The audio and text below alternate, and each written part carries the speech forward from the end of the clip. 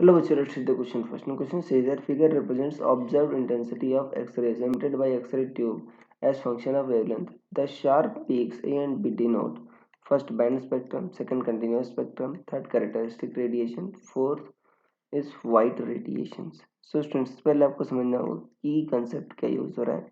So key concept is X-ray.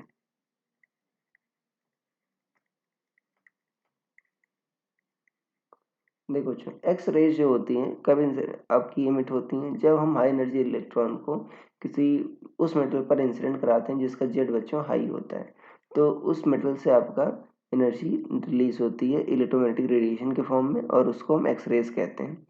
अब यहाँ पर देखो बच्चों, आपका इंटेंसिटी वर्सेस वेवलेंथ का कर्व दे रखा है और यहाँ पर आपका शार्प पीक आया है, राइट, ए और बी पर. देखो, जो ए और बी पर जो शार्प पीक आता है बच्चों, बाकी जो ये जो इस पे ऐसे लाइंस आती हैं तो ये कंटिन्यूअस है, राइट. जो शार्प पीक है वो कंटिन्यूअस नहीं होते बच्चों.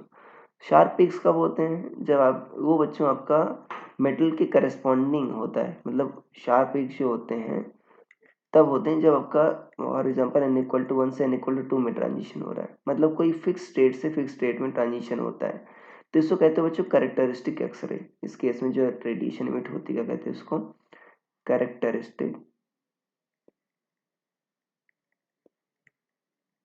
एक्सरे.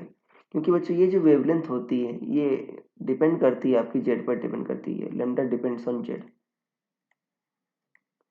तो जेड पर डिपेंड करता है मतलब जेड डिफरेंट मेटल के लिए डिफरेंट एलिमेंट के लिए बच्चों जेड डिफरेंट होता है. तो इसका मतलब ये जो लेमडा है उस एलिमेंट के लिए फिक्स है, राइट, उस एलिमेंट की एक कैरेक्टरिस्टिक है. तो इसीलिए इसे कहते हो कैरेक्टरिस्टिक एक्सरे, राइट. और ये बच्चों आपका देखो यहाँ पर पीक है, पीक मतलब इसकी इंटेंसिटी ज़्यादा है. तो ये बच्चों के अल्फा लाइन करस्पॉन्डिंग जो ए वाला है वो के अल्फा लाइन करस्पॉन्डिंग आपको इंटेंसिटी दिखा उसके करस्पॉन्डिंग वेवलेंथ दिखा रहा है, राइट. तो ये जो पीक्स हैं बच्चों क्या दिखाते हैं, आपके कैरेक्टरिस्टिक एक्सरे दिखाते हैं.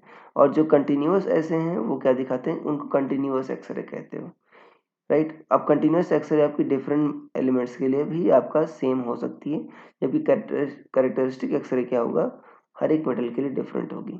तो आपका ऑप्शन नंबर सी बच्चों इसमें सही हो जाएगा.